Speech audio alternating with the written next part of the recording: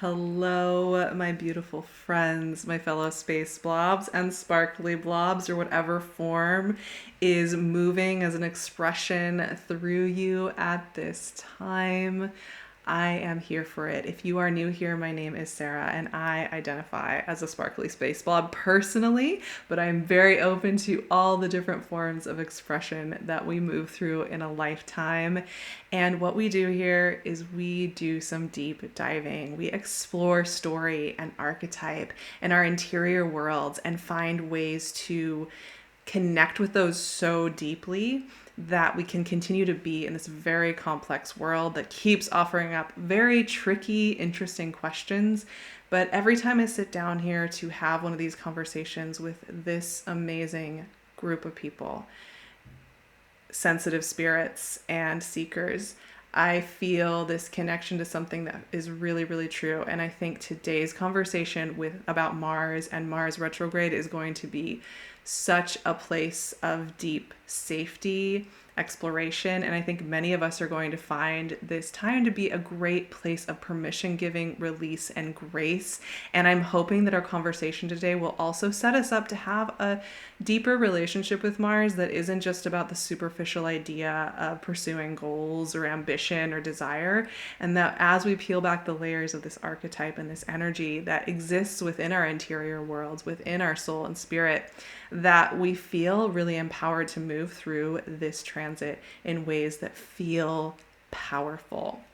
And if you are looking for resources that will help you move through this, I am going to be offering up a little initiation ritual to set us up for a very powerful Mars retrograde. And then all along the way, we're going to be working with those tools over on my Patreon. And you can also find our really wild dreaming, gentle, soft New Year journey that I'll be doing for 4 weeks with a whole bunch of practices for initiating our wild dreaming in that space as well. So I would love to see you over there if you want to hang out with me a little bit.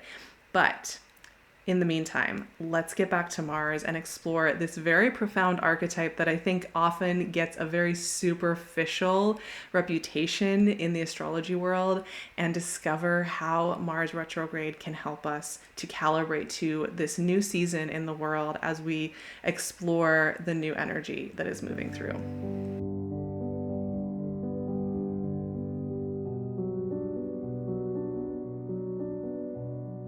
I will leave all of the dates in the description so that you can use them as a reference, because it can be a lot to take in as I'm saying these dates out loud. But just to give us a little bit of context here, Mars retrograde begins on December 6th in Leo, and then moves back and moves into Cancer on January 4th, and then completes the rest of the retrograde in Cancer all the way until February 24th, when it will station direct. And then we'll have the post-shadow phase on into the spring, at least here in the Northern Hemisphere, and that will help us to continue processing. Mars retrogrades last for just over 2 months, and they happen every couple of years.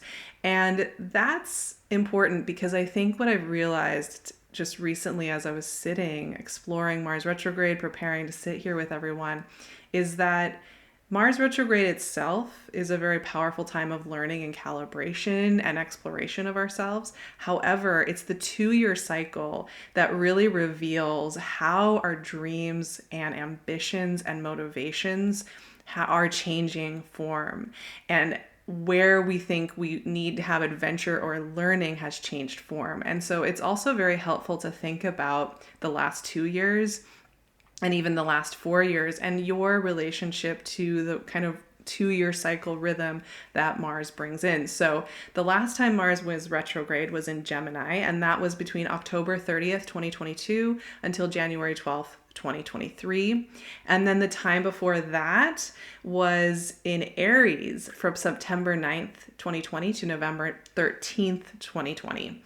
So it's helpful for me, and I've been really exploring how I've changed and how my ambitions and what I thought was important have shifted and grown, and how I've come to know myself more deeply than ever just in the last 2 years in a really profound way that I think is very tied to Mars and Mars retrograde. And also keep in mind that I think sometimes our culture is very obsessed with the linear process, as we talk about so often here. And so retrogrades often, there's like kind of this innate sense, from the perspective of culture, that retrogrades mean frustration, depression, stuckness, and that you'll never be able to see your way, while the next 2 months you're just going to be frustrated the whole time. But I find that retrogrades are extremely powerful places of storytelling, of artistry, of communing with the subconscious, of healing, of seeing things from new perspectives. And I've actually found, as I'm looking back past Mars retrogrades, that these are times when something very important has occurred in my life that was beautiful, meaningful, illuminating, and helped me to guide my way forward. So I also just want to set up the expectation, as we're thinking about Mars retrograde, that it's not necessarily a time of frustration. It can often be a time of illumination and movement in a way that feels meaningful. It may not be linear, it may not be obvious, but it will be meaningful. And also, just keeping in mind that a lot of times we won't really know what this retrograde was about till we look back and see what that whole season, these next 2.5 months, have really been about. Before we get into the particular Mars retrograde that we're about to move through and some of the questions I want to pose for us to explore, I want to just explore Mars, the archetype, Mars, the energetic, and really peel back some of the layers so that we can work with it in a much more, I think, effective way that allows for feeling more safety and belonging in the world. I think Mars is actually one of the key places where we can start to unlock that in our interior worlds and our dream worlds. So when we often first sit down with Mars, even myself, if I haven't been thinking about Mars, the archetype, for a while, a lot of tropes and ideas come right to mind. Forward motion, conquering, making things happen, expressions of anger, desire, setting goals, ambition, making things move, libido, dominance, winners versus losers, all of these kind of themes that we see in our culture. And like I always say, astrology is just as much a mirror to look in toward ourselves and understand ourselves as much as it is a mirror to reflect the society and the culture that is interpreting these archetypes. And right now, our culture is very into a lot of those themes, and we've been seeing that for decades and centuries, honestly. And I think it's really important that we allow these archetypes to speak from a much more universal, timeless place that doesn't have so much to do with the reflection of our culture.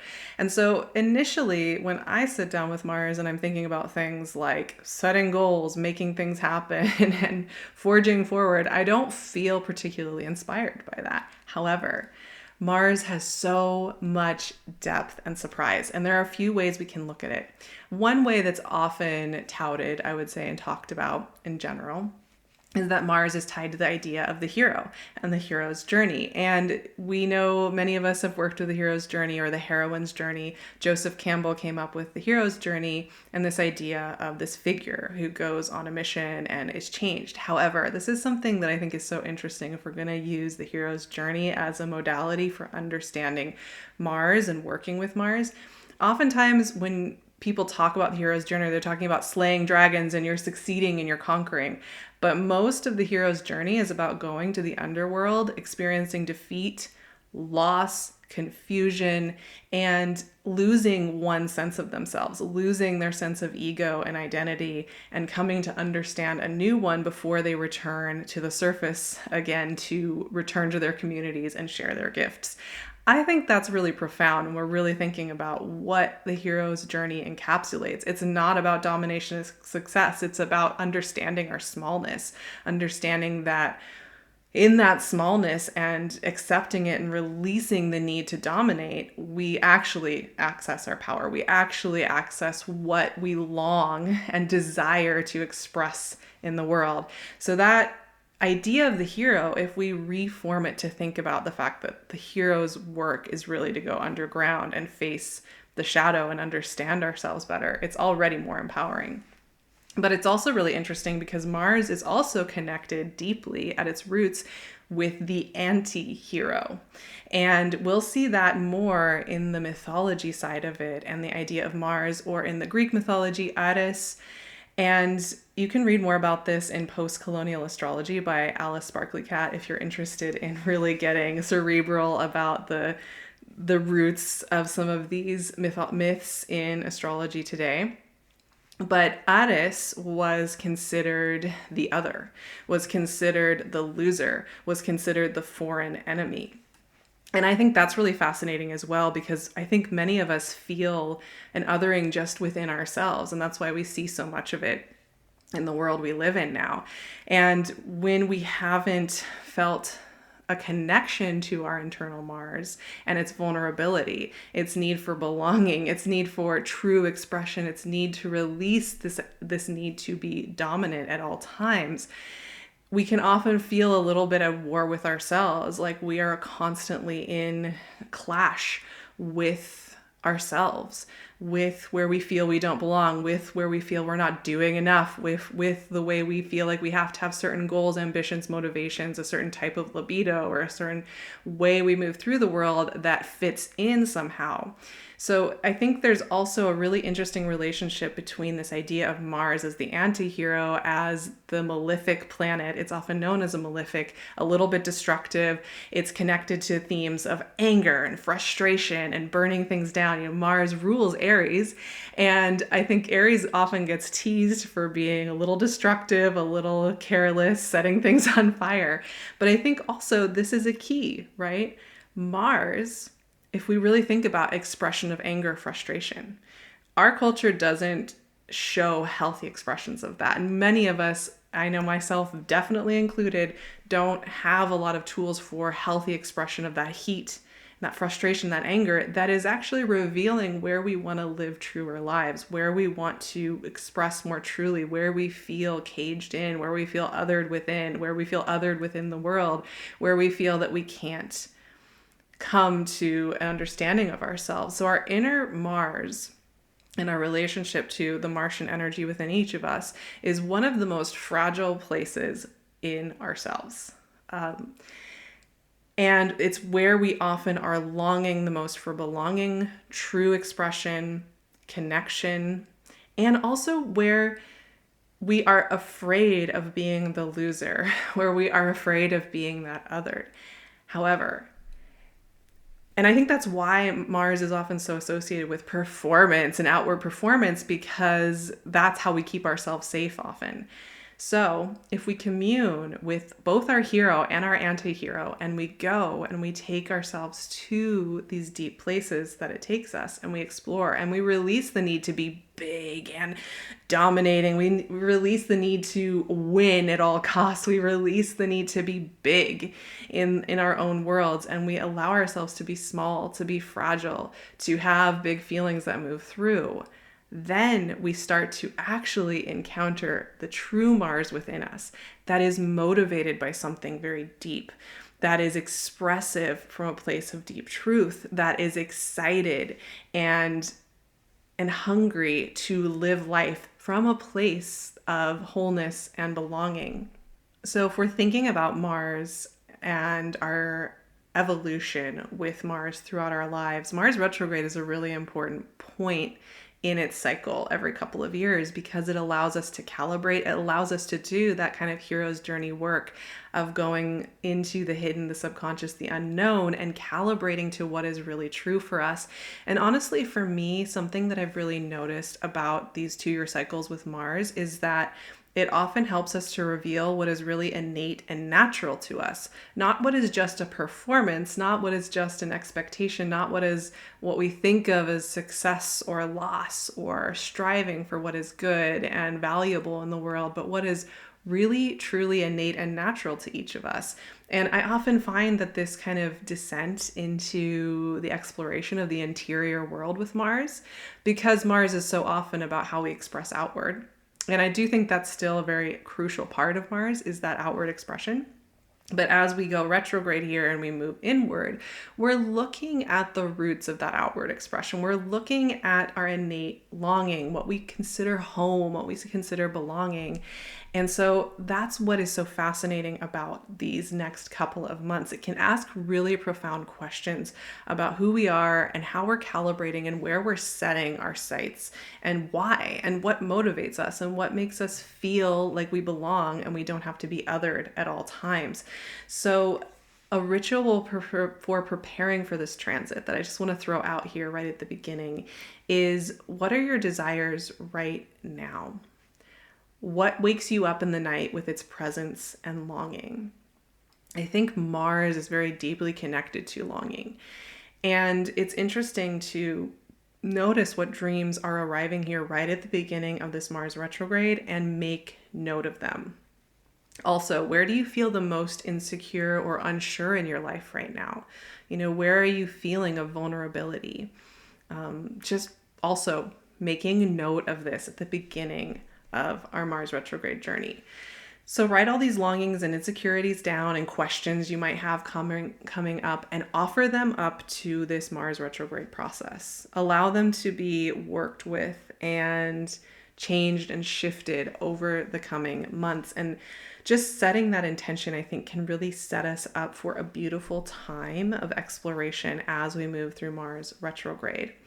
You can also set an intention for what you want to explore and what you want to expand as we move through this. I'm going to be spending a lot more time doing kind of subconscious artwork, intuitive artwork, dream artwork that involves excavating and exploring my interior world. That is something that I'm going to focus on and make a really big part of my Mars retrograde.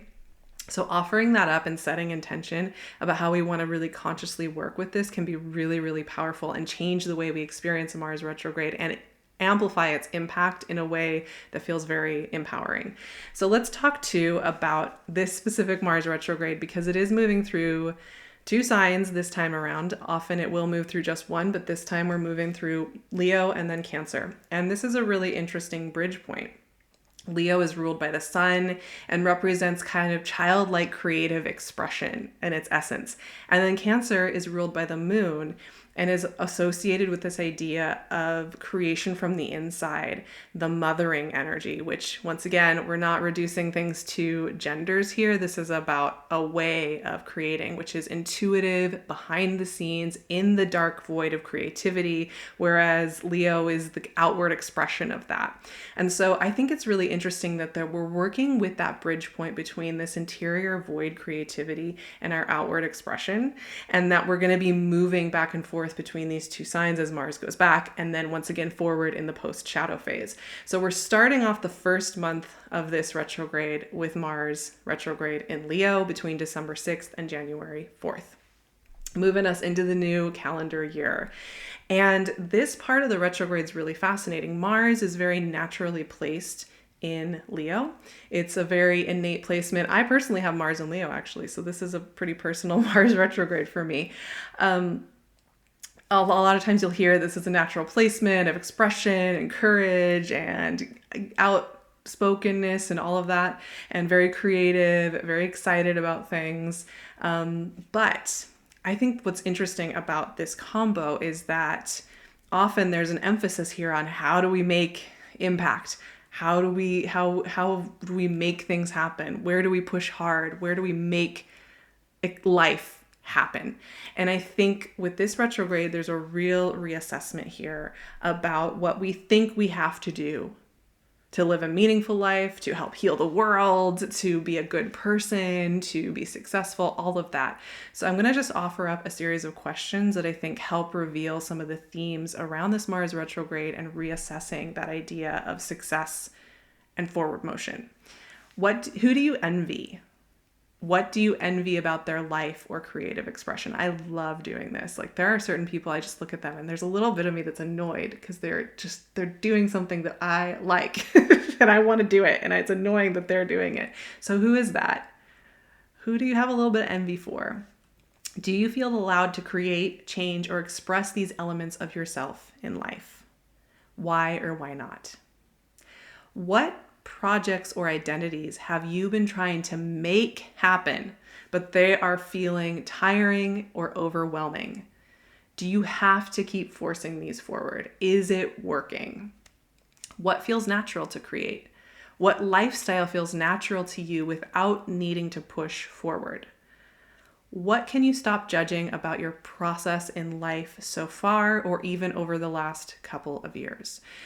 Once again, we're looking here with these questions at what we think we have to keep forcing and where we think we have to keep using our life force to make it happen, and where we can surrender a little bit more. And that is the beauty of working with Mars and Leo and this fiery energy, really reflecting on that. As we move back into Cancer, this gets me into a theme that I've been talking about recently quite a lot in my work here and in our community on Patreon, because I personally love working with Mars in Cancer. And it will be in Cancer in this retrograde from January 4th to February 24th. So most of this retrograde will actually be in Cancer. And it's so funny because I think Cancer, just to sum it up, Mars in Cancer gets the reputation of being passive aggressive, that emotions are repressed, that nobody can express what they actually feel because you can only let out those expressions sideways. And Mars, part of the reason I think gets that reputation in Cancer is because this is a sign that is not comfortable for Mars. This is not a natural placement for Mars in traditional astrology. But I also, once again, want to say there's a reflection of our culture and what we think of as nurturing energy that says that you can't express what you need or want if you're nurturing. If you're caring for others, then it means that you're repressed and that you aren't able to express yourself. And I just think that is false.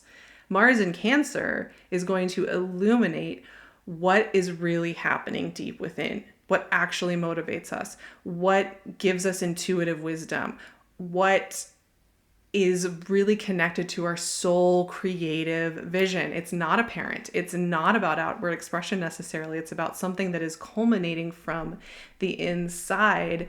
And I think it's really interesting that the domestic sphere is often thought of as a place of repression, because it has been on a literal cultural level. However, our domestic, our interior, our moonlit world is not a place of repression. It is a place of deep expression and illumination. So when we have our hero, our anti-hero and hero all rolled into one, moving into the moonlit landscape of the hidden world, we're moving through the central part of the hero's journey, which is the hidden world of the psyche, of the soul, and of our deep longing for dreams.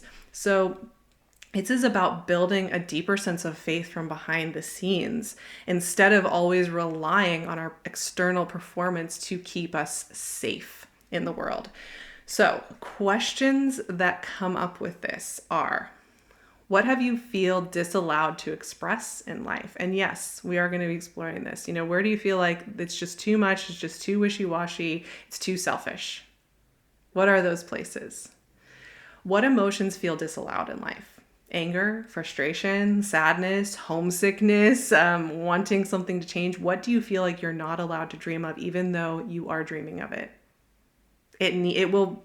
I think this part of the retrograde is going to be illuminating places we've been like just forcing ourselves to say, oh no, I don't need that, when we really want it. What kind of security and nurturance do you need in order to keep living a life here in this world? And can you take those needs seriously? This is where taking care of our Mars involves acknowledging we have needs, and that those needs, ideally, we try to meet them so that we can continue to be here, and that's valid. Many of you enjoy taking a moment here as we prepare for a new magical transit to just sit with the intuitive tarot, see what more the archetypes want to tell us. The Hanged Man. Oh my gosh.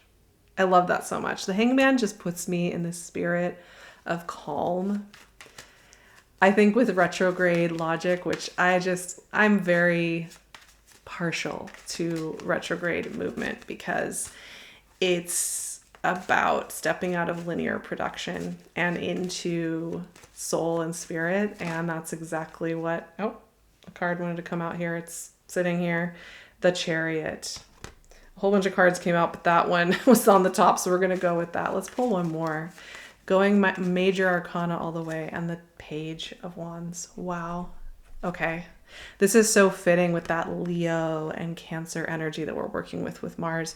All right. So Hanged Man, I feel like this could be like the message for Mars retrograde, honestly. What I love about this image and this archetype is that it's about seeing things from a surprising viewpoint, and that allowing movement in life to happen.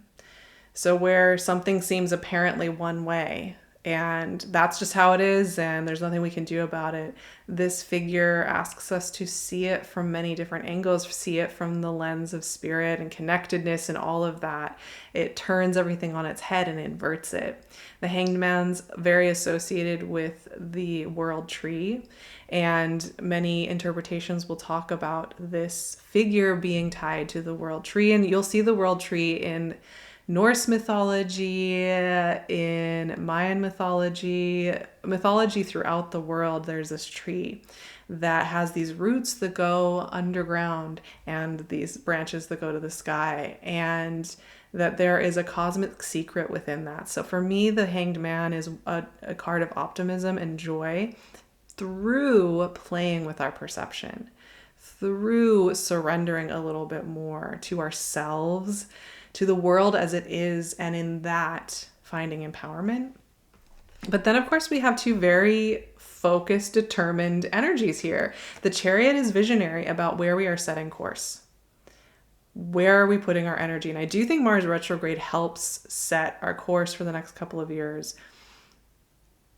What's actually important? What are we pursuing in life? Like, where are we using that determination and that kind of Martian self-expression out in the world? What goals do we have, and do they connect with us? And the Chariot really demands that they be things that are true to us, because we have to leave. The Chariot's often leaving the established way of doing something, and there's a vulnerability in that. So where are we setting our sights? That is such an important part of working with Mars and Mars retrograde. And then we have the Page of Wands.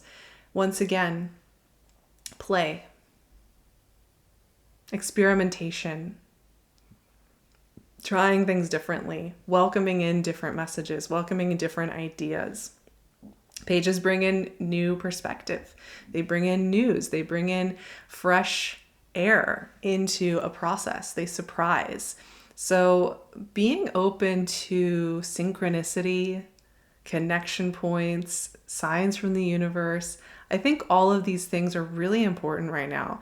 I know it's a very easy time in the world to get cynical, or to feel like it's very selfish to foster that kind of cosmic numinous relationship, but I think it's the exact opposite. We can't control ourselves into making the world a better place. Like, it just won't work. It just won't work.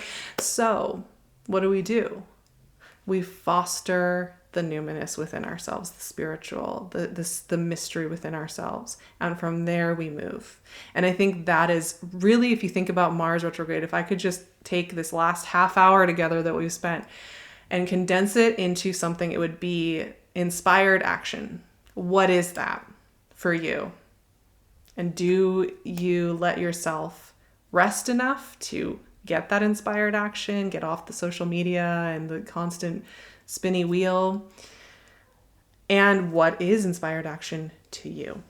So I'm gonna close it in that space now.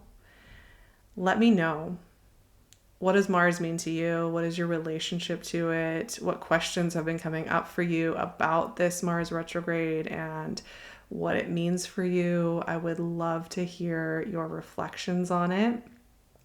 As like I mentioned, I'm going to be offering up rituals, for this Mars retrograde, as well as our wild dreaming New Year practices. That's going to be 4 weeks that steps out of the kind of calendar goal setting way we think about the new year and is a lot more about softly stepping into it and working with more of that spiral thinking energy to move into the new calendar year with some of that numinous quality to it. So I'd love to see you over there on my Patreon to hang out and to offer up this kind of magical support and joy and warmth to you. We need it right now. I need it right now. I love it when you are here in this space with me. So anytime you stick around, you let me know how you are feeling, or you subscribe, it means the world to me and to this work. Have a beautiful Mars retrograde. We will check in again in a little bit here and see how we feel after we've moved through it and see what surprises come our way, because you never know. I certainly have no idea what this Mars retrograde is about to bring. So with that, I will see you back here very, very soon for our next conversation, and I'm sending you all so much love.